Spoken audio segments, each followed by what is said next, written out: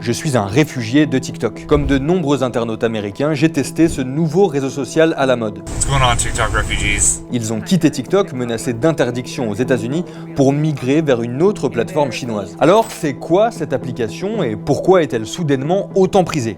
Je vous explique.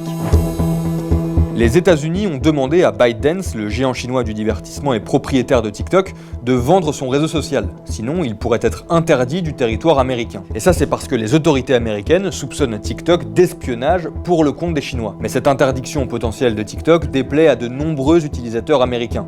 Et pour anticiper cette interdiction, ils ont décidé de se rendre sur une nouvelle plateforme, une sorte d'équivalent à TikTok. Ils ont trouvé cette application, Xiangshu.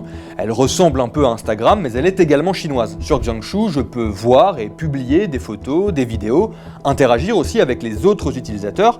Il y a même déjà des stars internationales sur cette plateforme comme Kylian Mbappé par exemple, ambassadeur du réseau social. D'ailleurs sur cette appli il faut être à l'aise en mandarin parce que pour l'instant quasiment tout est dans cette langue.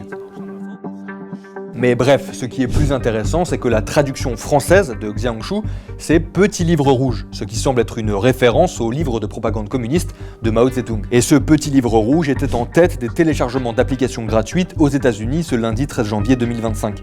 Des TikTokers américains ont même publié des appels à migrer vers Xiangshu, comme cette américaine suivie par près de 4 millions de personnes.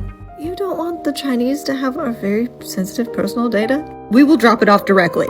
It is impossible to underestimate how little I care that the Chinese has my data. Au-delà de la fuite des utilisateurs, il y a aussi des investisseurs importants qui participent au développement de Xiangshu en achetant des actions de ce réseau social. C'est le cas du fonds américain DST Global fondé par Yuri Milner, ex-investisseur dans Facebook et Twitter, entre autres. Alors c'est encore un peu tôt pour savoir si ce nouveau réseau social chinois peut vraiment remplacer TikTok et devenir le nouvel ennemi des autorités américaines, mais en attendant, il compte déjà plus de 300 millions d'utilisateurs mensuels, avec de plus en plus d'Américains qui disent